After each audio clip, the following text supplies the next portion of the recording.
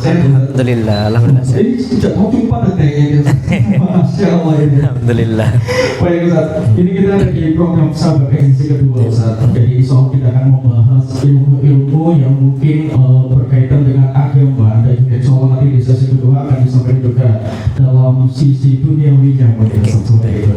Jadi insya Allah kita akan ada beberapa materi dan pertanyaan kepada beliau. Semoga apa yang beliau sampaikan ini bisa kita praktekkan ya, bisa kita jawabkan, terutama mengenai tema kita hari ini Ustaz, yaitu perspektif Islam dalam menyikapi rezeki dan ketenangan hati. Soalnya kita lihat teman-teman pemuda ini kalau masalah fulus Ustaz, wah ini kayak pikirannya itu fulus terus gitu Ustaz. Masalah Ustaz ya. Baik Ustaz. Mungkin langsung dari pertanyaan pertama Ustaz. Jadi banyak para pemuda ini yang merasa rezekinya seret Ustaz, sementara melihat orang lain itu begitu cepat sukses. Nah, bagaimana cara memahami bahwa rezeki itu sudah Allah tetapkan porsinya, namun tetap harus diupayakan dengan cara yang halal Ustaz? Bagaimana? Insyaallah, alhamdulillah, wassalatu wassalamu ala rasulillah.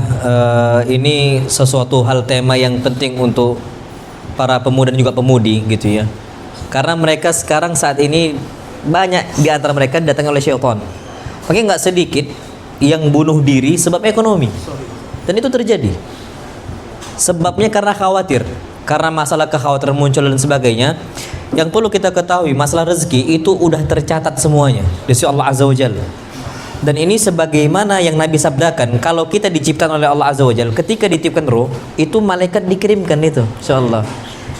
Dikirimkan, kemudian ketika ditiupkan roh, malaikat itu diperintahkan untuk menulis pertama kali bikat birizki, menulis rezekinya, itu yang pertama. Yang kedua, wa ajali, ajalnya. Berarti rezeki duluan datang dibandingkan apa? Ajal. Ajal nggak akan datang kecuali rezeki udah sempurna. Berarti semua itu udah tercatat. Nah, kalau seandainya ana nggak usah jauh-jauh ya, insya Allah dijamin sama wali kota gitu, nggak usah khawatir, rezeki udah saya tanggung, ana akan merasa nyaman. Tapi ternyata yang jamin rezeki ana itu Allah Azza wa Jalla. Gimana nggak merasa aman kita? Insya Allah. Gimana kita nggak merasa tenang? Sedangkan Allah tuh zat yang paling kaya, yang mana lillahi mulkus samawati wal ard. Milik Allah kerajaan langit dan juga apa? Bumi. Milik Allah subhanahu wa ta'ala semuanya. Taib, kemudian kalau ternyata rezeki kita sudah sempurna, barulah kita wafat, baru datang ajalnya. Maka ada sebuah ucapan Nabi kita Muhammad SAW, beliau katakan, innan nafsa lan tamuta hatta tastawfi rizqaha. Seseorang itu nggak akan wafat sampai sempurna apa? Rezekinya. Nah, masalahnya kita mempercepat ajal kita, na'udzubillah. Kita yang segerakan dengan apa? Cara bunuh diri, na'udzubillah. Karena kekhawatiran A, B, dan C, dia yang sengaja seperti itu. Makanya dia ini zalim, orang-orang yang bunuh diri dan sebagainya. Nah, yang perlu kita ketahui adalah berarti rezeki kita udah dijamin, tinggal kita ikhtiar. Dan ikhtiar ini, Masya Allah, Tabarakar Rahman, perintah dari Allah Azza wa Jalla. Allah perintahkan untuk kita keluar, untuk kita mencari rezeki yang halal dan sebagainya. Bahkan setelah Jumatan pun Allah katakan dalam Al-Quran Karim, fa idza qudiyatis shalah, kalau kalian sudah selesai salat Jumat, fantashiru fil ard, kalian nyebar nih di atas muka bumi Allah Azza wa Jalla, wabtaghu min fadlillah, carilah rezeki dari Allah Azza wa Jalla. Berarti ikhtiar kita dengan kondisi kita yakin rezeki kita udah dijamin, insya Allah akan dimudahkan. Yang penting kita ini husnuzan kepada Allah Azza wa Jalla. Kita ini banyak kenapa rezeki itu seret, sebenarnya karena kita suudzon kepada Allah. Ada sebuah hadis qudsi. Allah berfirman, ana inda dhanni abdi bi, saya ini bersama prasangka hamba saya. In dhanna khairan fa khairun, kalau dia berprasangka baik, dia akan dapat kebaikan itu. Tapi kalau dia berprasangka buruk, dia akan dapat apa? Keburukan itu. Berarti apa? Banyak orang-orang kafir saja, dia itu kalau berpikiran baik, optimis, dia dapat kebaikan. Itu orang kafir yang tidak pernah sujud gitu loh ya. Tapi dia memiliki mimpi yang besar, dapat rezeki itu. Apalagi kalau kita yang sujud untuk Allah Subhanahu wa taala, gimana mungkin Allah nggak kasih kita rezeki? Tapi memang kita diuji oleh Allah Azza wa Jalla.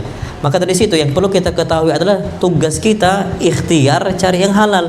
Ibadah dulu, habis setelah ibadah kita apa? Cari rezeki sebisa kita dan Allah kasih itu insyaallah. Kita minta kepada Allah Azza wa Jalla dan sudah dijamin. Tidak usah jauh-jauh. Kadang-kadang astagfirullahaladzim ya, akal kita sempurna, justru kalah sama anak-anak. Dulu kita kecil pernah nggak nanya ke abah kita, "Bah, besok makan apa?" Nggak pernah. Kita dulu masih kecil, apa yang ada depan kita kita makan. Kapan nggak ada sudah. Anak kecil nih fitrahnya masih lurus. Berarti dia yakin selama dia hidup nggak perlu dia khawatir masalah rezeki. Ini anak kecil. Dah kita udah masya Allah, bahkan udah sarjana ekonomi pun takut ekonomi. Takut masalah ekonomi. Ini harusnya dia semakin sempurna akalnya dan harusnya semakin dewasa pemikirannya. Justru malah semakin apa? Takut. Anda punya anak, masya Allah ya. Tidak pernah masalah rezeki ditanya besok makan apa, besok makan apa. Tapi diri kita kadang-kadang ada rasa khawatir. Rasa apa? Khawatir. Besok bisa nggak ya kita masih bisa bertahan? Itu masalahnya. Harusnya nggak usah khawatirkan. Kenapa Allah firmankan wama min dabbatin fil ardi illa 'alallahi rizquha. Tidak ada satupun yang berjalan dari makhluknya Allah Azza wajalla kecuali tanggung jawab Allah yang ngasih apa? Rezeki. Allah yang ngasih rezeki. Untuk apa kita khawatir? Ada salah satu ustadz, masya Allah. Beliau ini panutan kita, masya Allah. Ustadz Ali Ahmad, udah tua beliau. Hafizahullah wa syafaat. Mudah-mudahan Allah kasih kesempatan untuk beliau. Beliau sampaikan, antum tahu ayam, kata beliau. Ayam ini nggak ada akal. Anaknya banyak. Anaknya apa? Banyak. Pernah nggak khawatir ayam itu masalah rezeki? Enggak. Wallahi enggak. Dan bahkan ayam kalau punya anak itu bisa sampai 8. Kita takut. Ikut akhirnya program apa? Anak tuh cuma 2 gitu, masya Allah. Saking takut masalah apa? Rezeki. Ayam punya 8 anaknya. Habis itu udah agak besar ini anak-anaknya. Buat lagi dia apa? Apa anak lagi, masya Allah. Allah kasih rezeki, Allah kasih rezeki. Dia berkembang terus, berkembang biak dan sebagainya. Dan ternyata rezeki Allah Azza wa Jal Allah kasih untuk yang nggak berakal. Apalagi kita yang berakal. Nah, tugas kita manusia ya sudah keluar. Makanya penting bagi kita ini serahkan semua diri kita kepada siapa? Allah Azza wa Jalla. Lau annakum tatawakkaluna 'ala Allah haqqa tawakkuli. Kalau kalian bertawakal kepada Allah dengan sebaik-baik tawakal, maksudnya serahkan semua kepada siapa? Allah. Kita dagang nih. Dagang semisal dagang es. Hujan. Sedih enggak kita? Sedih lah. Karena biasanya es itu laku kalau hari apa cuaca panas. Hujan, masya Allah. Saya astagfirullahaladzim. Ada sebagian ikhwah datang, Ustaz, kondisi hari ini berat, hujan dan sebagainya, dagangan gak laku. Tapi gampang bagi Allah. Besoknya Allah datangkan pelanggan yang jauh lebih banyak. Bisa nggak? Bisa. Wa ma dzalika 'ala Allah bi'aziz. Itu bukan suatu hal yang berat bagi Allah Azza wa Jalla. Dan para pelanggan datang ini untuk kita, itu sebabnya datangnya izin dari Allah Azza wa Jalla. Izin dari siapa? Allah. Kita 24 jam kerja, ya gitu-gitu aja.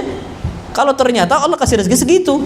Tapi kalau ternyata Allah kasih rezeki yang banyak, kita kerja cuma berapa jam gitu ya, rezekinya lapang, rezekinya luas dia. Jadi itu yang perlu kita ketahui. Jadi yakinkan dulu di dalam diri kita bahwa rezeki kita udah dijamin oleh Allah. Tugas kita cuman ikhtiar. Apa? Ikhtiar. Nah, wallahu a'lam bishawab. Jadi seperti itu. Yang luar kurang keras. Masya Allah. Masya Allah. Mungkin ada sedikit yang bisa anak belajar, Mas. Jadi setiap dari kita rezekinya sudah disempurnakan. Apabila rezeki itu sudah sempurna, artinya kita sudah diwafatkan. Betul, betul. Anak Islam sendiri, misal anak ini benci sama orang, Iya. sama Netanyahu misal, Iya. gitu, jadi kalau misalnya berdoa untuk Netanyahu itu, ya Allah sempurnakanlah rezeki Netanyahu itu. Seperti itu boleh nggak? Boleh aja, gak ada masalah. Berarti artinya itu kematian. Saking bolimnya dia kan. Jadi anak-anak berdoa seperti itu. Begitu selanjutnya mungkin masih di era media sosial, Ustaz. Di era media sosial kita tahu sendiri, Ustaz. Seperti pisau lah kita ibaratkan media sosial itu. Ada hal negatif, ada hal positifnya, Ustaz. Nah, dan juga kita ketahui sendiri banyak juga pengguna media sosial ini, Ustaz. Baik itu kita sebut saja orang-orang yang sudah ngaji, itu juga ya kita nggak bisa pungkiri masih banyak yang fleksi seperti itu. Itu menimbulkan keirian, mungkin keirian terhadap suatu pencapaian yang ada di media sosial itu, yang fleksi seperti itu. Mungkin jadi kok orang itu banyak maksiat, pemabuk seperti itu. Lah sedangkan anak itu udah hijrah, tapi kok malah makin sulit. Sedangkan dia yang pemabuk kok udah punya ini, agamanya Masya Allah besar begitu Ustaz. Nah mungkin yang ingin kami tanyakan Ustaz, bagaimana sih dalam pandangan Islam itu dalam menghadapi biar kita tuh nggak iri, nggak iri dengan pencapaian dari orang lain seperti itu Ustaz. Bagaimana Ustaz? Itu ya, Masya Allah, ini penting ya. Ini masalah hal ini masalah penting banget. Bagaimana kita hidup nggak stres ketika melihat orang sudah mencapai target yang dia tuju gitu, baik dunianya, kendaraannya, gadgetnya, semuanya. Ada ucapan Nabi kita SAW, dan ini ucapan berlaku sampai hari kiamat. Hadis Nabi kita SAW, beliau sabdakan, unzuru ila man huwa asfal minkum, lihatlah yang di bawah kalian, wala tanzuru ila man huwa fawqakum, jangan lihat orang yang di atas kalian. Kesuksesan duniawi kita nggak lihat yang di atas, lihat yang di mana? Yang di bawah. Dengan cara itu apa kata Nabi? Fa innahu ajdaru alla tazdaru ni'matallah alaikum. Dengan cara itu kita itu akan lebih mudah untuk bersyukur. Lihat yang ke bawah.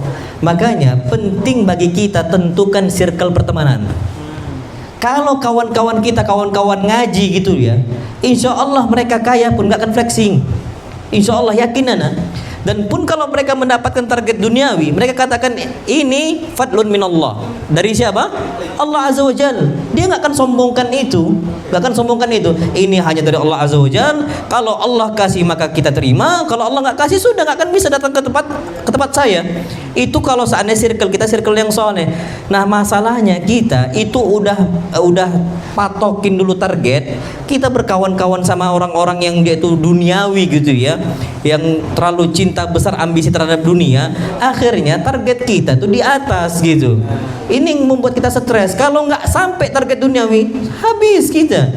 Ini masalahnya. Makanya akhirnya muncul hasad. Muncul apa? Hasad. Karena kita selalu lihat yang di atas, yang di atas, yang di atas. Nggak usah jauh-jauh. Orang tetangga nih semisal beli motor baru, belum motornya dipanasin, kita dulu yang panas. Kita dulu yang apa? Yang panas. Aduh ini fulusnya kok banyak ya, fulusnya kok banyak. Karena kita pandangannya yang di atas. Coba kita kawan-kawan yang udah ngaji gitu loh ya, Masya Allah, mereka yang sujud, dan mereka yang udah ngaji nih ambisinya nggak duniawi. Hatta mereka yang Allah kasih rezeki berupa harta yang banyak, ambisi dia bukan duniawi. Makanya bagi mereka tuh royal, gampang ngasih, gampang sedekah, gampang zakatnya, gampang semua anak yatimnya dia urus dan sebagainya. Patokan dia bukan hal-hal seperti itu. Nah kalau kita lihat yang ke bawah, Masya Allah, aman kita. Tapi kalau lihat yang ke atas, susah. Makanya ummahat atau gadis-gadis ini, coba lihat kawan-kawan. Ana sering sampaikan, ummahat, jangan berkawan dengan ummahat yang lain atau ibu-ibu yang lain, emak-emak yang lain, yang sosialita. Naik nanti itu kan, dan akan stres. Sekarang astagfirullahaladzim, ibu-ibu itu coba lihat, kalau tasnya nggak bermerek merasa terhina, merasa nggak terhormat. Bahkan terhormatnya dia itu tergantung barang yang dia pakai. Na'udzubillah. Makanya dia akan berbangga-bangga gitu. Makanya disebutkan ini budaknya merek gitu. Budak apa? Merek. Dan ini disebutkan dalam hadis Nabi SAW, Ta'isa abdud dinar, celakalah mereka ini budak-budak dinar. Ta'isa abdud dirham, celakalah budak-budak apa? Dirham peraknya, emasnya. Ta'isa abdul khamisah, celakalah mereka budak-budak pakaian. Sekarang orang pakaian apa mereknya? Apa mereknya? Gitu kan? Ini budak merek. Akhirnya kapan merek yang nggak terpandang? Karena dia patokan dia itu harta semuanya. Makanya ada ucapan Allah Azza wa Jal dalam Al-Quran Karim. Allah ceritakan, ketika Allah kasih dunia untuk mereka, apa kata dia? Akraman, Allah muliakan saya. Tapi kapan Allah nggak kasih dunia? Ahanan, Allah hinakan saya. Jadi patokan dia dunia. Dan ini masalah di kita. Masalah di kita. Kapan mobilnya terhormat, terpandang. Kapan mobilnya butut, nggak terhormat. Nabi SAW ini orang kaya, tapi Nabi sering naik himar. Himarnya antum tahu apa? Keledai. Keledai ini hewan tunggangan yang paling buruk di zamannya. Keledai ini saking kondisi susahnya untuk ditunggangin, sering mogok. Sikit-sikit minta makan, harus dipecut lagi, mogok. Antum naik motor yang mogok, keledai lah itu. Keledai itu. Tapi Nabi SAW nggak mempermasalahkan itu. Dan sering Nabi SAW dikata oleh para sahabat, kuntu radifan Nabi SAW ala himar. Aku sering digonceng oleh Nabi di atas himar keledainya. Apakah Nabi malu? Oh enggak. Itu setingkat presiden lah, lebih jauh, lebih besar, lebih tinggi dibanding presiden. Kenapa? Karena pimpinan seluruh umat Islam. Naiknya kendaraannya kayak gitu. Walaupun Nabi juga punya unta, Nabi juga punya apa? Kuda, punya Nabi SAW, tapi nggak malu untuk naik itu. Karena patokan Nabi mulia nggak mulia bukan dari apa? Hartanya. Nggak stres Nabi SAW. Coba kita hilang kendaraannya atau naik semisal Afwan Astrea. Afwan kalau antum motor Astrea ya. Afwan banget. Anggap ada yang motor Astrea, kayaknya stres banget gitu. Untuk apa ya ikhwah? Kita ini kalau patokannya sudah duniawi, nggak akan ada puasnya. Makanya kita hasad, jangan sampai ada hasad. Jangan sampai ada apa? Hasad. Hadis Nabi SAW sabdakan, la hasada illa fitnatain. Kita nggak boleh hasad kecuali dua hal. Hasad dalam urusan apa? Yang pertama, rajulun atahullahu malan fasallatahu fi halakati fil haq.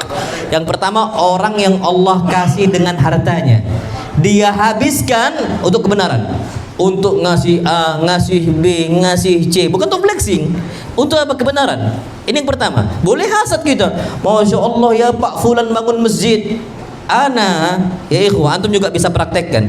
Ana ada ghibtah di situ. Ana ada hasad. Ana kalau suatu saat bisa seperti beliau, ana akan kerjakan hal yang sama dengan beliau. Dapat nggak pahalanya? Oh, wallah dapat. Kita nggak punya harta, nggak punya duit, tapi kita memiliki keinginan gitu ya. Ya Allah, seandainya duit ana seperti duit bapak itu, ana akan bangun masjid. Dapat pahalanya. Hadis Nabi SAW, man hamma bihasanatin falam ya'malha. Orang yang ambisinya berbuat kebaikan, dia nggak bisa kerjakan karena ada beberapa uzur. Nggak ada hartanya, nggak ada fulusnya, nggak ada duitnya. Kata Nabi SAW, Allah akan tulis pahala untuk dia sempurna. Apa? Sempurna. Seakan-akan kita sedekah wakaf seperti bapak itu gitu. Yang kedua, kita boleh hasad untuk orang yang punya ilmu, yang dia ajarkan ilmunya dan dia amalkan. Yang lainnya nggak boleh. Dunia jangan sampai ada hasad. Oh, kawan sebelah punya dunia A, nggak boleh. Kita yang akan terbakar sendiri.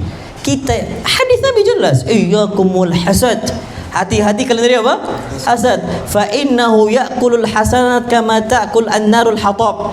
Karena dia ini, hasad ini itu seperti api yang memakan apa? Kayu bakar. Kita, perhatikan ya ikhwah, kita nih semisal kau udah kebakar duluan. Panas bawaannya. Bawaannya panas dan sebagainya. Akhirnya hidup tuh nggak tenang. Hidup apa? Nggak tenang. Abu Hurairah orang miskin. Ternyata jumpa dengan Abu Bakar, apakah hasad? Oh enggak. Jumpa dengan Umar, enggak hasad. Sama Utsman juga enggak hasad, tapi ada ghibtah. Ada apa? Ghibtah. Seandainya saya seperti mereka, saya akan kerjakan hal yang sama. Berlomba-lomba dalam kebaikan. Makanya Masya Allah, tadi yang anak katakan, cari kawan-kawan yang saleh, yang dia ingat agama. Makanya ucapan Nabi ini penting banget. Doa Nabi salah satunya, wahsyurni ma'al masakin. Kumpulkan saya di dunia dan akhirat bersama orang miskin. Tahu itu? Ternyata kumpulan orang miskin membuat kita tenang. Membuat kita tenang. Karena nggak ada target duniawi yang mau kita apa? Capai.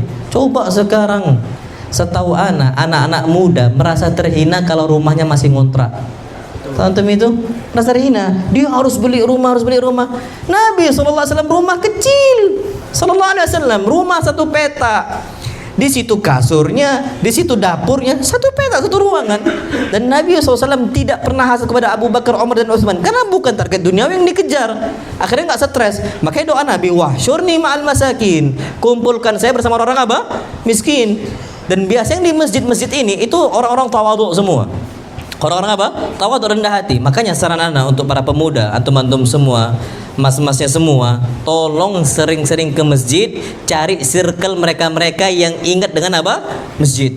Ingat dengan Allah Azza wa Jalla. Insya Allah mereka akan apa? Hidupnya akan tenang. Tapi kalau kita nggak seperti itu, susah. Karena hakikatnya gini ya, kawan-kawan semua, Masya Allah. Yang membagikan fulan kaya atau kita kondisi saat ini belum kaya, itu Allah Azza wa Jalla. Fir'aun, Qarun bisa kaya, siapa yang ngasih? Allah. Allah firmankan, nahnu qasamna bainahum ma'isyatan fil hayatid dunya, kami yang bagi-bagikan ma'isyah mereka di dunia.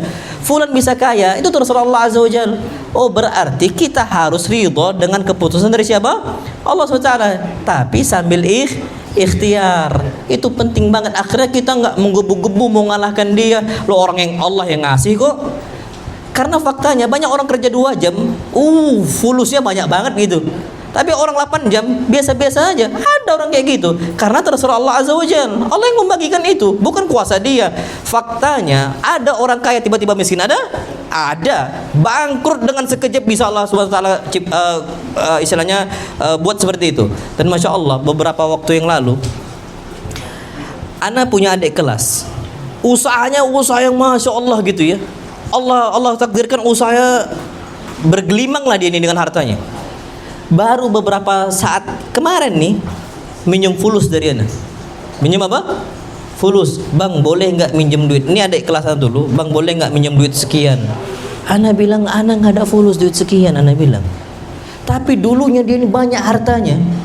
Tapi dengan gampang bagi Allah apa? Kurangin hartanya. Gampang bagi Allah Azza wa Jalla. Berarti dulu dia kaya. Siapa yang ngasih? Allah. Kalau memang dia kaya gara-gara diri dia, harusnya dia saat ini juga apa? Kaya. Tapi ternyata langsung turun. Makanya apa kata Allah? Tilkal ayyam nudawilu bainan nas. Begitulah hari-hari kami putar untuk manusia.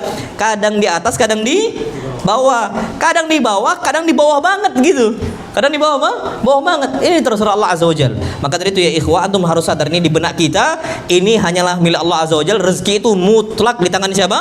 Allah SWT. Jadi seperti itu. Nah, Menarik Ustaz. Menanggapi Ustaz tadi yang menjadikan orang manusia ini dunia sebagai patokan utama kebanyakan kesuksesan seperti itu Ustaz. Sebenarnya pandangan Islam itu bagaimana Ustaz? Mengenai dunia ini sebenarnya tempat ujian Ustaz. iya. Ya, bukan target. Soalnya kita tahu sendiri, kita itu belum merasa sukses kalau belum punya rumah mewah, bahkan menjadikan ibadah ini hanya sebagai selingan, Ustaz. Sedangkan setiap harinya itu kita merasakan sendiri fokus di pekerjaan, bahkan sampai melewatkan waktu sholat tepat waktu seperti itu, teman-teman. Jadi menurut Ustaz, pandangan Islam itu bagaimana Ustaz mengenai menyikapi tentang dunia? Apakah menjadi target atau hanya sebagai ujian sebentar? Tuh, Masya Allah. Antum tahu ya ikhwah, orang-orang yang jadikan dunia ini sebagai target, Allah firmankan, wa mal hayatud dunya illa la'ibun walahu. Yang namanya dunia itu hanyalah permainan saja. Yang kedua kata Allah, mata'ul ghurur, perhiasan yang menipu. Karena faktanya itu seperti fata morgana. Orang lihat kayak sukses. Antum nggak tahu di balik itu. Ini gurur semua, tipuan semua. Karena faktanya banyak orang duitnya banyak, utangnya juga banyak. Utang juga, antum cuma mikir yang di depan. Kita cuma lihat yang di depan. Oh, ini orang sukses. Orang sukses itu juga utangnya banyak. Pening juga kepada dia. Makanya ana pernah sampaikan ketika khutbah Jumat gitu ya. Ana sampaikan, antum jangan tertipu dengan kekayaan orang. Nah, sampai di khutbah Jumat, anak katakan, dulu ketika mereka dalam kondisi kurang mampu, pening pala mereka. Tapi ketika Allah banyakkan fulus mereka, apakah peningnya mereka hilang? Enggak, tambah pening dia. Gimana gaji karyawannya dia, gimana bayar istilahnya ngontrak tempatnya dan sebagainya, nyewa A, nyewa B dan sebagainya, tambah pening. Jangan dikira oh kita banyak fulus, hilang peningnya. Enggak, itu kalau target kita duniawi. Targetnya apa? Duniawi. Makanya ada sebuah hadis Nabi kita Muhammad SAW sabdakan dalam hadis yang sahih, man kanatid dunya hammah, siapa yang dunia adalah ambisi dia, apa kata Nabi SAW? Farraqallahu syamlahu, Allah akan cerai-beraikan apa urusan dia. Makanya banyak orang-orang lembur, bukan makin kaya makin pening. Lembur sana, lembur sini, lembur sana, enggak selesai. Kenapa dia lembur? Farraqallahu syamlah, Allah cerai-beraikan urusan dia. Susah, enggak, ujung-ujungnya apa? Enggak bisa sholat zuhur karena kerjaan belum apa? Selesai. Ketika dia tanya, ayo sholat zuhur, belum selesai, masih ada kerjaan. Asar belum selesai. Gitu-gitu aja. Apa hadis Nabi sallallahu alaihi wasallam? Walam ta'tihi minad dunya illa ma kutiba lahu. Tidak datang dunia untuk dia kecuali apa yang Allah takdirkan. Gaji dia flat, gaji dia datar, pun ada tambahan bonus, udah dia capek duluan dari awal. Ini kalau ambisi apa? Dunia. Dan ujung-ujungnya belum dia sedekah udah habis duluan. Ada banyak Masya Allah orang-orang yang dulu hijrah, yang sekarang udah hijrah gitu ya, dulunya ambisi duniawi. Mereka banyak nyampaikan, Ustaz, duit kami dulu banyak Ustaz, nominal gaji kami tuh tinggi besar, tapi apa? Seakan-akan duit yang kami punya tuh gaib, kata dia. Duit gaib, duit hantu gitu. Hilang aja, nggak ada efeknya. Nggak ada yang dia aset yang dia jaga, nggak punya aset yang dia punya, hilang gitu aja. Kenapa? Karena kalau ambisi dunia ya seperti itu. Berbeda kalau ambisi keberkahan. Apa? Berkah. Berkah ini yang perlu kita tahu ya ikhwah, itu kita ambisi adalah akhirat. Hadis Nabi SAW beliau sabdakan, wa man kanatil akhiratu hammah. Siapa yang ambisinya akhirat, jama'allahu syamlahu, Allah akan mudahkan urusannya. Maksudnya apa? Kapan adzan, dia tinggalkan. Mudah bagi dia untuk sholat, dia tinggalkan semua kerjaan dia, tinggal sholat dia selesai, alhamdulillah. Dan kalau udah pulang, jumpa sama keluarga, ngobrol dengan anaknya, ngobrol dengan istrinya. Banyak nggak pebisnis besar jarang yang ngobrol dengan anaknya? Banyak nggak? Banyak. Dia berangkat ketika subuh, pulang ketika tengah malam, pergi dari rumahnya ketika anak masih tidur, dan dia pulang di malam hari ketika anak sudah apa? Tidur. Nggak jumpa dengan anaknya, nggak ada harmonis dalam rumah tangga, kehangatan dalam rumah tangga. Ambisi dunia. Tapi orang-orang akhirat, Masya Allah, yang ambisi akhirat, mudah bagi dia jumpa dengan keluarga dan ternyata cukup. Jadi patokannya ya ikhwah, bukan banyak yang nominal yang kita miliki, bukan harta, tapi apa? Ghinan nafas. Target kita sekarang merasa cukup. Makanya doa Nabi itu bukan minta banyak-banyakan dunia, bukan, tapi minta kecukupan. Yang pertama, hadis Nabi kita SAW doanya, Allahumma kfini bihalalika an haramik. Ya Allah, cukupkan saya. Ana ulangi, Allahumma kfini, ya Allah, cukupkan saya. Berarti patokannya apa? Cukup. Bihalalika, cukupkan saya dengan apa yang kau halalkan. An haramik, sehingga saya tinggalkan yang haram. Kebalikannya, dunia kita banyak, kapan nggak cukup? Nggak akan bisa. Antum tahu korupsi 271 triliun kan? Banyak nggak itu duit? Wallah banyak banget. Tapi kenapa dia masih korupsi? Sebabnya nggak merasa cukup, nggak ngerasa cukup. Sampai yang lebih dahsyat lagi, 1 kuadriliun. Ini 1 kuadriliun 1000 apa?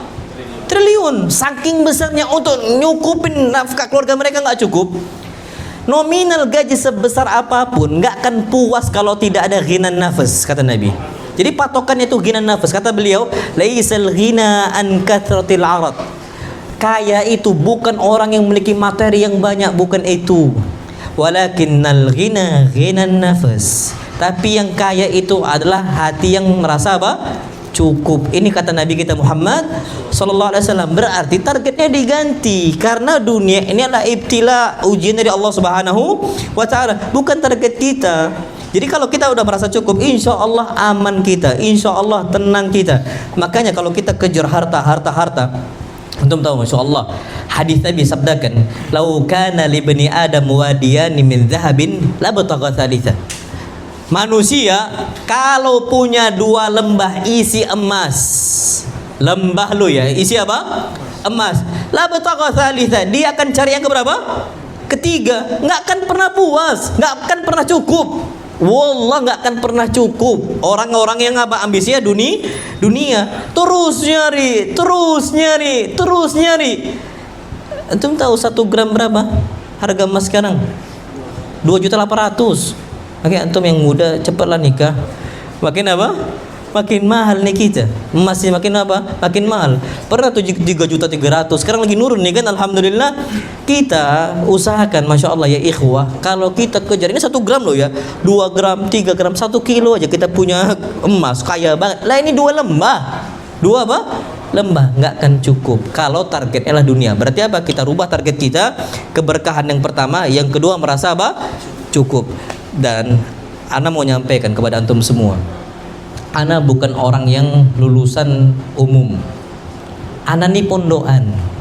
Yang kami kecil tuh dicekokin cuman qala Allah qala Rasul. Allah berfirman, Rasul apa? Bersabda. Bahkan dulu generasi kami dulu ketika masih kecil ditakut-takutin. Jangan masuk pondok, jangan masuk pondok. Ini kata-kata orang-orang bapak-bapak yang ada di sekitar. Kenapa? Kalau masuk pondok, besar mau makan apa? Mau makan kertas, gitu kan? Itu aku takutin. Ternyata sampai detik ini makan rendang lagi. Makan apa? Rendang. Kami ini anak pondokan. Ana jujur, wallahi ya ikhwah, ana dulu nggak pernah belajar ekonomi, strategi, marketing A, marketing B, marketing C, marketing D. Ana cuman minta ke Allah Azza wa Jalla. Dan ternyata ana jualan kecil-kecilan, walaupun masih tahap kecil-kecilan gitu ya. Allah cukupkan di situ. Rezeki Allah luas. Gaji ana di pondok nggak UMR, belum UMK. Karena memang pondok kami ini pondok yang memang aslinya itu dibuka cuman untuk apa? Untuk bantu kaum muslimin. Karena pondok ana yang ana buka itu ketika zaman Covid. Orang lagi jatuh-jatuhnya apa? Ekonomi. Kami gratiskan aja orang masuk. Terus gimana rezekinya? Allah yang ngasih sudah. Ana usahakan kepada ustaz kita jualan bareng-bareng yuk Ustaz. Sama-sama kita nyari apa? Rezeki. Insya Allah luas rezeki Allah Azza wa Jalla. Ada fulan yang ngasih hadiah ke kita, fulan yang ngasih kecukupan untuk kita. Kita ini bukan orang yang mampu, tapi buka dulu, nggak pernah takut kita masalah rezeki. Minta kepada siapa? Allah Azza wa Jalla. Lah, antum yang Masya Allah belajar ilmu dunia gitu ya. Kok tiba-tiba apa? Takut. Berarti patokannya yang harus kita bangun merasa apa? Cukup tadi. Mulai dari sekarang merasa apa? Cukup. Kalau udah merasa cukup, kita yakin kepada Allah Azza wa Jalla, Allah akan cukupkan itu semua. Allah akan cukupkan. Apalagi kita anak pondokan. Anak bukan orang-orang duniawi loh ya. Yang lebih aja, mana mau cerita. Di zaman Covid waktu itu ada salah satu ikhwah, ini pebisnis ini. Di tempat kami termasuk pebisnis besar lah dia. Ikhwah udah ngaji. Ini sholat asar di tahun 2023. Udah boleh dibuka masjid, kita udah boleh sholat, tapi masih ada 2 syarat yang harus dipakai. Pertama pakai masker, yang kedua harus social distancing. Tapi udah bisa sholat jamaah. Karena masih ingat Masya Allah, ketika itu lagi sholat asar, tiba-tiba dia datang di bawah Pak, Masya Allah. Dia cerita, Ustaz ini gimana Ustaz, kita sampai sekarang ini masih susah, masih ada ditahan dan sebagainya. Ini gimana ekonomi kita? Ana bilang, Pak, antum salah curhat. Antum curhat ke ana nggak tahu ekonomi. Ana cuman bisa nyemangatin antum tentang masalah rezeki, udah sebatas itu. Oh, jadi antum nggak khawatir Ustaz? Wallahi nggak ana bilang. Ana nggak khawatir. Ana ada hutang ketika itu. Ana hutang ke istri juga ana waktu itu, karena untuk apa? Ngidupin keluarga ana, nafkah. Tapi ana bilang ke istri ana, Dek, boleh mahar abang pinjam, abang jual. Ana sampaikan ke antum semua di sini untuk izzah kita, izzah. Ana sampai bilang mahar boleh dijual, nanti abang ganti. Waktu itu Masya Allah abah ana kerja di perusahaan loh ya, kerja di perusahaan, sekarang udah pensiun. Itu di zaman Covid sampai nelpon, nah ada duit, ada bah, ada. Ana bilang ada, Insya Allah tenang. Padahal ana duit ketika itu nggak ada. Ana cuman ngadu kepada siapa? Allah Azza. Wallahi qasaman billah. Ana bersumpah sama Allah Azza wa Jalla, ana nggak ngomong ke abah ana duit ana habis, nggak ada sama sekali.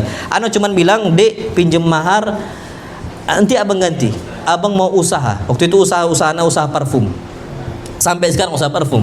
Ana bilang, Dek, boleh abang pinjam nih duit, maharnya abang jual, nanti abang ganti. Boleh bang, silahkan. Kata istri ana, nggak usah diganti pun nggak apa-apa. Yang penting kita bisa makan. Ana Masya Allah sampai kondisi ketika itu nangis, tapi Masya Allah Allah mudahkan rezeki dari situ. Makanya ana ingat, kenapa ana buka pondok itu? Ana yakin rezeki itu datang dari siapa? Allah Azza wa Jalla. Ini ana yang pondokan dikasih rezeki, apalagi antum punya apa? Basic duniawinya gitu. Ilmu duniawinya antum fisika belajar, kimia belajar, masalah marketing belajar dan seterusnya kan. Ana sampai sekarang ya ikhwah, ilmu marketing apa yang anda pelajari? Personal branding apa yang anda pelajari? Nggak ada. Allah yang datangkan followersnya, Allah datangkan pengikut. Ana nggak tahu apa-apa. Hatta masalah teknologi media, ana nggak ngerti ya ikhwah. Tapi Allah datangkan orang-orang yang bantu ana. Yang masalah ana nggak ngerti gimana cara kita buat ini, buat itu, gimana orang itu tertarik dengan konten kita. Ana nggak ngerti itu. Tapi ternyata Allah mudahkan semuanya dengan cara apa? Allah Azza wa Jalla bantu kita. Nah, wallah alam besok jadi patokan yang tadi 2, merasa cukup. Yang kedua, kita mencari keberkahan. Jadi seperti itu. Masya Allah. Jadi jawaban Ustaz itu relate Ustaz, gimana pribadi Ustaz. Iya. Jadi sedikit saya Ustaz, kebetulan dulu itu bekerja di satu perusahaan daily produk Ustaz, yang insya Allah produknya itu di semua rumahnya antum itu ada semua. Ana ditempatkan di kantor pusat Ustaz, dan hampir tiap hari Ana tuh lihat ownernya, CEO-nya. Iya. itu tiap hari anak ketemu mahasiswa. Jujur Ustaz, anak dulu sempat iri pada mereka yang fulusnya banyak, istilahnya tajir gitu ya. Oh, insya Jadi beliau itu tiap hari nanya apa, turun dibuka no, sampai disambut tasnya dibawain, sampai beliau itu termasuk orang terkaya ke 15 kalau di Indonesia, masuk di Forbes. Jadi suatu ketika Ustaz kita tuh merasa iri melihat beliau itu tiap hari kok hartanya triliunan seperti itu Ustaz. Dan qadarullah beliau sakit stroke Ustaz. Iya. Beliau sakit stroke, beliau seorang CEO yang otomatis anaknya juga direksi di satu perusahaan itu. Saat beliau stroke itu nggak ada yang merawat. Insyaallah. Nah, karena anaknya juga sibuk di perusahaan tersebut. Itu maka baru sadar. Masya. Jadi ternyata banyak dunia itu nggak menjamin kita merasakan ya, merasa bahagia. Betul. Jadi alhamdulillah seperti anak ini karyawan kecil yang cuma bisa lihat dari jauh itu alhamdulillah nggak banyak beban, nggak banyak hutang seperti itu. Betul. Dan saat wafatnya orang ini itu apa yang terjadi? Ya itu katanya diperebutkan oleh anak-anaknya dan mudah dilupakan. Bahkan 1 hari setelah wafatnya si CEO ini, anak-anaknya itu mengadakan rapat direksi untuk itu tadi mempersiapkan Masya Allah. Jadi Masya Allah sekali saja. Jadi alhamdulillah kita merasa cukup dengan apa yang kita punya sekarang ini Ustaz. Bahkan kita pernah sehari itu gak pegang full sama sekali. Itu merasa tenang gitu, gak bingung. Tapi besoknya mau makan apa ya? Ya ada aja rezekinya. Soalnya kita yakin itu tadi. Betul. Masya Allah. Jadi merasa cukup. Jadi bukan cukup untuk membeli pajero, cukup untuk punya rumah itu teman-teman ya. Tapi benar-benar kita merasa cukup dari apa yang Allah berikan atau naas itu Ustaz. Mungkin yang terakhir Ustaz sebelum sesi tanya jawab Q&A. Untuk yang terakhir bisa dijelaskan Ustaz, bagaimana sikap qanaah dan husnuzon kepada Allah dapat menjadi solusi untuk rasa insecure, minder dan takut tertinggal dalam kehidupan saat ini Ustaz. Itu ya Masya Allah ya, masalah insecure atau masalah minder tentang bagaimana kondisi hidup kita saat ini, antum harus sadar ya ikhwah. Untuk kawan-kawan semua ya, kita ini bakal mati dan kita ini calon mayit. Kita nggak akan minder. Kenapa? Kita udah lihat nih mereka ini udah meninggal. Yang CEO tadi, bahkan CEO itu punya banyak fulusnya, anaknya nggak ngerawat. Apa yang mau diharapkan? Nah kita merasa memiliki target dia pun kayak gitu ternyata. Kita baru paham tahu ternyata hadis Nabi itu jelas. Al-qayyis man dana nafsahu wa amila lima ba'dal maut. Yang namanya orang cerdas kata Nabi itu orang-orang yang dia itu rendahkan hawa nafsu dia. Berarti tentang masalah target duniawi ini, harga masalah syahwatnya, hawa nafsunya, rendahkan dulu. Wa amila lima ba'dal maut, dan dia itu beramal setelah untuk setelah kematian. Berarti kalau nggak mau insecure, ingat mati sudah. Ingat Ingat mati. Karena Qarun sebesar-besarnya harta Qarun, mati nggak dia? Mati. Dan nikmatnya yang dirasakan oleh Qarun itu nggak pernah Qarun merasakan nikmat seperti kita. Semiskin-miskinnya kita, kawan-kawan semua, antum harus tahu, semiskin-miskinnya kita, sekurang-kurangnya kita, lebih nikmat kita dibandingkan Qarun. Antum mau tahu buktinya? Qarun, kapan dia itu makan kambing, di saat itu harus dihabiskan. Kita bisa masuk freezer, masuk kulkas, bahkan daging kurban tahun lalu masih ada di kulkas. Masih ada. Di freezer tuh masih di sini. Qarun mana bisa? Nggak bisa. Antum apa yang harapkan dari situ? Harusnya berarti mati juga aja Qarun. Mati juga. Akhirnya kita nggak akan insecure banget gitu. Nggak akan merasa kecewa, nggak akan merasa kerdil. Orang kalau udah ingat mati nggak akan pernah merasa kerdil. Nggak akan pernah dia orangnya orang yang terpandang aja nih ya. Masya Allah tabarakallah rahman. Dan Masya Allah kipas AC kita nih enak, ada AC. Qarun pernah AC? Nggak ada. Kipas pun pakai manusia ngipas kan. Pakai manusia. Kita udah tinggal mencet aja doang. Kita rasakan itu nikmat semua kan. Ternyata apa yang kita harapkan semuanya dari dunia itulah yang merusak kita. Makanya Nabi SAW ngasih kita ini istilah penyemangat untuk kita. Apa kata Nabi SAW? Mal faqra akhsha alaikum. Aku nggak takut kalian tuh miskin. Kalau Nabi udah katakan itu, berarti harusnya kita nggak takut kalau kita apa? Miskin. Nggak usah perlu takut, nggak usah. Akan tapi apa kata Nabi? Walakin akhsha an tubsata alaikumud dunya fatanafasuha kama tanafasuha fatuhlikakum kama ahlakatkum. Yang aku takutkan kalian ini berambisi untuk duniawi, kejar-kejar untuk duniawinya, dunianya akhirnya membinasakan kalian sebagaimana dulunya mereka binasa gara-gara apa? Hartanya. Berarti apa? Ambil pelajaran dari Qarun, ambil pelajaran dari Hamannya, dari Firaunnya. Mereka pun juga mati binasa dengan apa? Hartanya. Kita juga sama. Oh, berarti yang harus kita bangun adalah bagaimana kita ini bisa beramal soleh untuk apa? Kematian. Dunia itu hanya ngikut aja. Hanya apa? Hanya ngikut. Bukan berarti oh kita nggak boleh kaya. Silakan kaya. Karena kalau ditanya mana lebih baik antara kaya bersyukur atau miskin bersabar, jawabannya kaya yang apa? Bersyukur. Pasti itu. Karena Nabi orang kaya, Abu Bakar orang kaya, bahkan 10 sahabat yang dijamin masuk surga rata-rata orang kaya. Tapi ada nggak dari mereka yang miskin? Ada. Ali bin Abi Thalib itu miskin. Pembantu aja nggak bisa dibayar oleh Ali bin Abi Thalib. Makanya Fatimah minta pembantu dari Nabi. Nabi banyak pembantunya, tapi Nabi nggak kasih. Nabi orang kaya, pembantunya banyak, Nabi nggak kasih untuk Fatimah. Nabi nggak kasih sama sekali.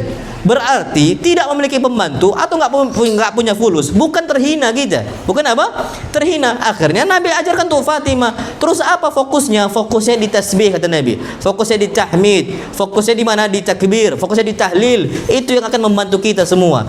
Akhirnya Nabi ajarkan kepada kita bahwa yang namanya kita itu merasa kecewa, merasa kerdil, itu bukan ketika kita kalah dari dunia, tapi kita ketika kalah di mana? Di akhirat. Jadi seperti itu. Insya Allah setelah kalau ambisi atau mudah kayak gitu, kuat kita. Wallahi kuat.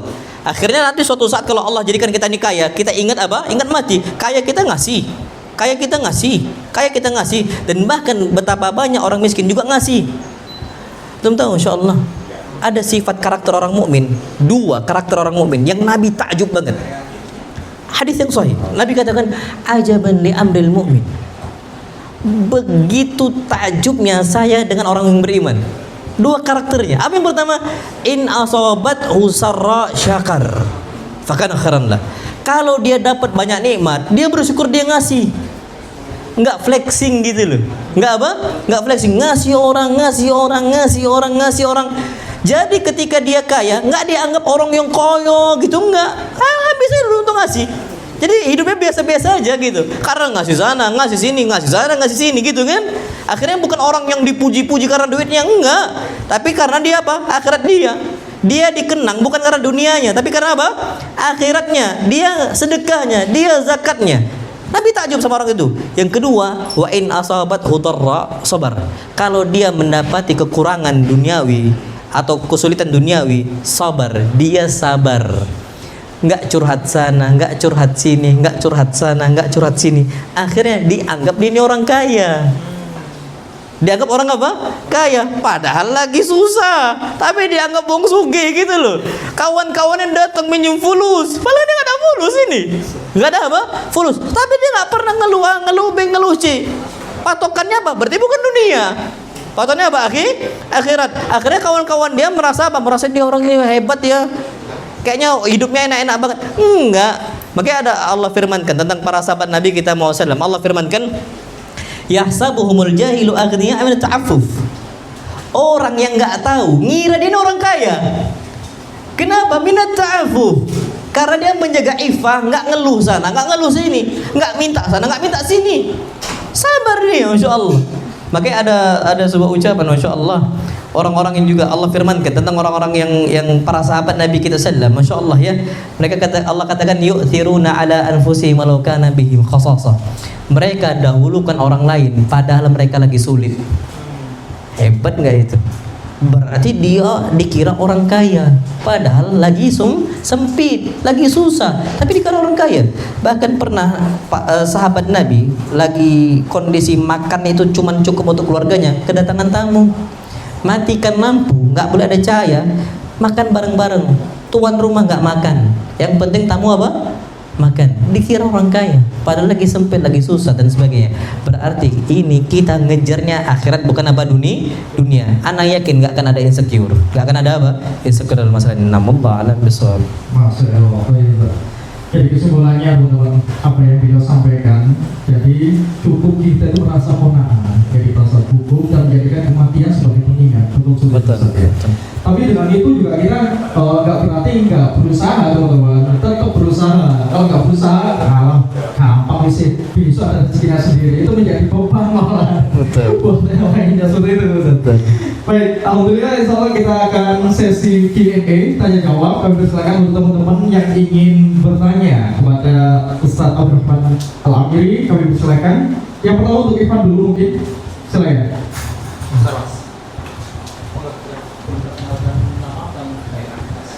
Bismillah, Assalamualaikum warahmatullahi wabarakatuh. Waalaikumsalam warahmatullahi wabarakatuh. Saya dari Gunung Provinsi Dekat. Saya punya pertanyaan besar. Kita di zaman ini di era flexing dan lain-lain itu sangat marak sekali di sosial media. Sementara ada juga ayat yang mengatakan bahwa Nabi Muhammad Rabbika Fahadith. Ini bagaimana pengaplikasiannya? Apakah boleh kita tunjukkan di sosmed atau seperti apa? Insya Allah. Oh, ini penting Insya Allah. Kita hidup di saat ini di zaman apa? Flexing. Terus gimana dengan firman Allah Azza wa Jalla, wa amma bi ni'mati rabbika fahadits. Adapun dengan nikmat Allah maka apa? Ceritakan. Para ulama katakan kita sampaikan, kita ceritakan cukup untuk orang yang kapan dengar kabar itu dia senang. Siapa mereka? Mereka ini adalah ibu kita, abah kita, anak kita, saudara saja bisa hasad. Jangan cerita. Antum tahu kasus Nabi Yusuf? Nabi Yusuf ketika mimpi ada 11 bintang sujud untuk Yusuf. Apa kata Nabi Yakub abahnya? La taqsus ru'yaka ala ikhwatik. Jangan ceritakan nikmat ini, mimpi ini kepada apa? Saudara-saudara engkau, karena mereka akan apa? Membuat makar hasad. Lah abang adik aja ada kalanya kapan dia nggak siap nggak boleh kita kabarkan, apalagi sosial media. Anak yakin kemungkinan besar ada yang hasad. Ada yang apa? Hasad. Makanya ada sebuah hadis Nabi kita Muhammad SAW katakan, Ista'inu ala qada'i hawaijikum bil kitman fa inna kulla dhi ni'matin mahsud. Bantulah perkara kalian dengan cara diam.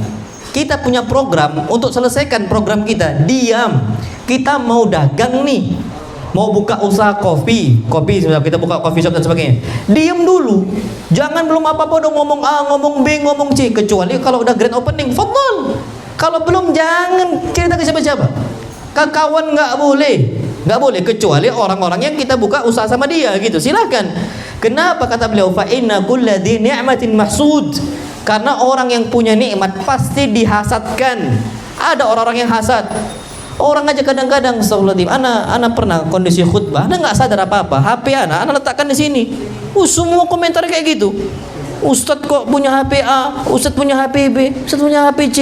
Ana sampai kaget, astagfirullahaladzim. Ana nggak tahu apa-apa, ini cuma sekedar untuk mic aja gitu loh ya. Tapi ternyata udah sampai segitunya orang. Apa kata Nabi SAW? Fa inna kulla dhi ni'matin mahsud. Berarti apa? Jangan cerita. Kalau bisa sembunyikan, kalau bisa orang nggak tahu sudah. Makanya pebisnis besar mana ada ngomong A, ngomong B, ngomong C. Pertama, orang kalau udah sukses nggak akan cerita kemana-mana. Penghasilannya sekian, omsetnya sekian, keuntungan bersih sekian. Nggak kan, takut dia ditarik pajaknya. Ditarik pajak takut dia. Yakin dia akan diam-diam aja. Pasti dia diam aja, kalem aja. Orang-orang yang sukses loh ya. Makanya kalau ada orang tukang cerita, ini orang baru usaha itu. Baru apa? Usaha. Anak punya usaha, anak nggak pernah cerita keuntungan anak sekian. Ngapain kita cerita? Hatta istri anak nggak tahu berapa. Hatta istri anak nggak tahu berapa. Nggak tahu dia berapa keuntungan anak. Nggak tahu. Kenapa? Ada yang namanya hasad. Ada yang namanya apa? Hasad di situ. Nah, yang tahu itu, kalaupun kita dapat nikmat, istri kita boleh tahu, pasangan kita boleh tahu, abah kita boleh tahu. Tapi sosial media banyak kawan-kawan yang dia itu apa hasad. Makanya, Anda punya dagangan barang, Anda nggak akan tawarkan ke kawan-kawan Anda sejawat. Biasanya closingnya susah. Biasanya gitu. Tapi kalau antum tawarkan ke orang-orang yang nggak kenal, biasanya closing itu cepet. Kenapa? Karena kawan-kawan nih hasad. Oh, ini usahanya laku dan sebagainya. Jadi boleh kita tawarkan ke kawan-kawan, boleh, silahkan, ada sama sekali. Tapi ingat, di antara mereka ada yang sifatnya hasud, tukang apa? hasad. Jadi flexing yang di zaman kita ini sekarang bukan berarti wa amma bi ni'mati rabbika fadith berarti kita flexing, enggak. Ayat itu cuma ceritakan untuk orang-orang yang senang kalau kita dapat kenikmatan dia senang, seperti itu. Nah, wallahu a'lam bishawab. Jelas ya. Baik, mungkin gantian yang peserta perempuan, ada yang bertanya mungkin silakan. Udah ada di YouTube-nya ya, pendiri awal silakan.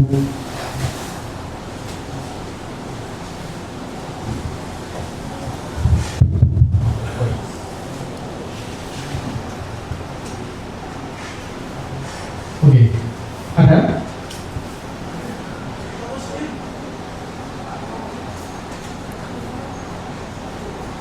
Oh, masih gabung editnya. Kita tolong panitia untuk diganti jika sudah.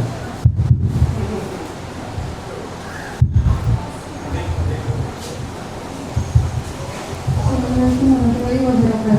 Waalaikumsalam warahmatullahi wabarakatuh. Terima kasih sebelumnya atas menyampaikan mau bertanya bagaimana cara kita bisa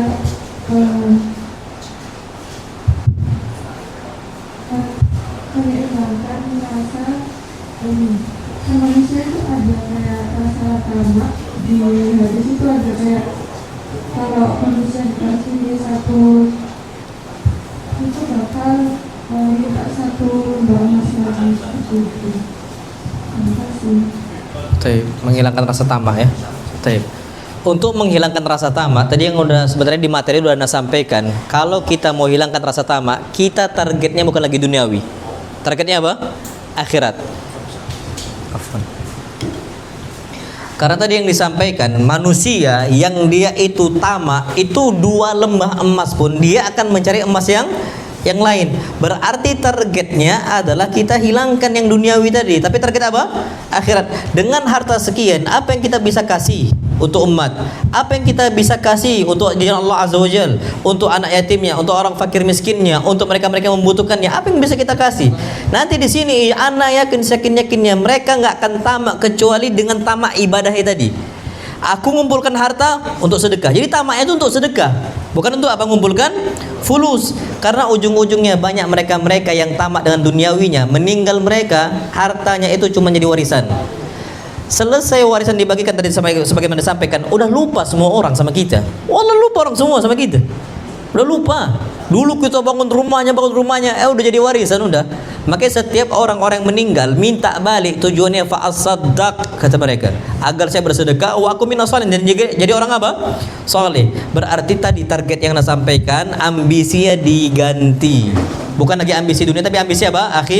Akhirat. Jadi kita tuh semangat ngumpulin duit tujuannya untuk apa? Untuk ngasih. Kalau nggak lalai-lalai aja kita, nggak akan sadar, nggak akan pernah sadar kalau ambisi dunia. Apa kata Allah? Alhaakumut takatsur hatta zurtumul maqabir. Kalian akan terus dilalaikan dengan mengumpulkan, memperbanyak harta. Takatsur, memperbanyak harta. Sampai kapan kita sadar? Hatta zurtumul maqabir. Sampai kalian masuk kuburan baru sadar. Kenapa? Ambisi dunia nggak akan pernah sadar orang itu. Nggak akan pernah sadar. Ketika Allah mewafatkan dia baru nyesal. Jadi menghilangkan tamak yang paling mudah adalah dengan cara ganti ambisi. Bukan lagi dunia tapi apa? Akhirat. Antum buka lapangan pekerjaan, coba. Bisa loh. Buka kita coffee shop ini. Kita bisa akhirat. Ana buka coffee shop, ana gimana membuka lapangan pekerjaan untuk orang? Kan kita banyak nggak yang butuh lapangan pekerjaan? Oh banyak, 19 juta ya sampai sekarang belum. Berapa? Belum terpenuhi kan sampai sekarang. Antum buka, bantu pemerintah kita, bantu orang-orang yang nggak mampu. Kita buka di sini. Niatnya bukan untuk kita saja, bukan untuk membuka pintu rezeki bagi orang lain. Dapat nggak pahalanya? Wallahi dapat ya ikhwah. Karena ada beberapa orang yang nggak bisa bekerja dengan idenya, tapi dengan tangannya. Kebalikannya ada orang nggak bisa dengan tangannya, tapi pakai apa? Idenya. Saling tolong menolong. Kita punya ide banyak, tapi panggil orang-orang yang dia tuh mandek idenya atau belum terbuka idenya, kumpulkan. Nggak ada masalah sama sekali. Kalau dia tahu ilmunya dari kita sebagainya, buka usaha, nggak usah hasad. Ana sering sampaikan ini ke ikhwah, nggak usah hasad. Dia buka toko yang sama dengan kita, nggak usah hasad. Karena faktanya banyak mereka juga buka usaha gitu loh ya, nggak laku-laku juga kok. Banyak ya ikhwah. Tapi kalau antum niatkan masya Allah dia buka usaha lagi, ana yakin dia dapat fulus, dapat maisha, antum juga dapat apa? Pahala. Karena ilmu yang antum kasih. Itu ambisi udah akhirat semua udah itu. Tenang, yakin gitu. Tenang, jadi nggak akan ngalahkan B, ngalahkan C, enggak. Ana punya kameramen juga kawan, masya Allah ya, yang bantu dakwahna juga. Ana sampai kasih tahu cara dagang. Coba antum datang ke A, datang ke B, dagang parfumnya gitu. Ana coba ajarkan A, ajarkan B, ajarkan C dan sebagainya. Ternyata nggak bisa juga dia buka usaha itu. Udah dikasih tahu teorinya A, B dan C, nggak bisa juga. Tapi kita niatnya untuk mengajarkan dia, apakah itu sia-sia atau dapat pahala? Jawabannya apa? Dapat pahala. Sampai dia nggak buka itu. Nah, jadi caranya gimana kita itu ambisinya bukan dunia, hatta buka usaha, akhirat tujuannya. Buka apa? Bantu kawan-kawan yang membutuhkan dan sebagainya. Allahu a'lam bishawab. Jadi seperti itu. Jazakallahu khairan Ustaz Waalaikumsalam. atas jawaban yang disampaikan. Iya.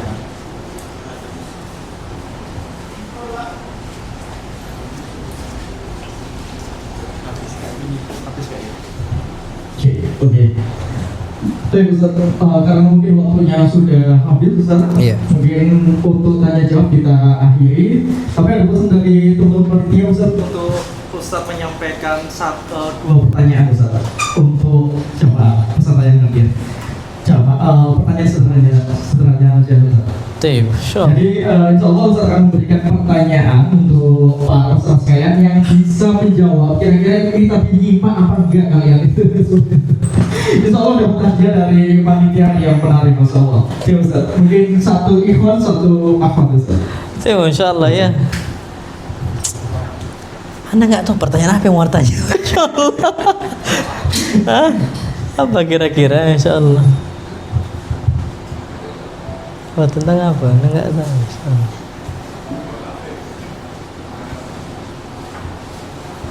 Tapi kayaknya Ana balik aja hadiah. Kalau ada hadiah ya enggak? ada di Tapi Ana nggak tahu mandek kan ini sekarang apa? Nggak tahu mau nanya apa gitu ya. Kayaknya insya Allah antum udah ngerti semua gitu kan. Jadi kayaknya kalau ada hadiah, Ana balikkan hadiah itu dikasih untuk orang bertanya gitu aja. Iya, seperti itu teman-teman panitia. Iya. Baik Ustaz, kami ucapkan jazakallahu khairan Ustaz atas ilmu yang disampaikan luar biasa sekali dan sudah menyebabkan pencerahan mengenai materi kita dari sisi agama Ustaz. Masalah jazakallahu khairan Ustaz sudah menyebabkan hati di program kami Ustaz di tengah kesibukan safari dakwah yang seperti itu Ustaz. Baik Ustaz, kami persilakan kepada Ustaz Abdul Muhammad untuk beristirahat terlebih dahulu Ustaz. Silakan Ustaz. Masya Allah. Baik teman-teman sekalian, sebelum kita masuk di sesi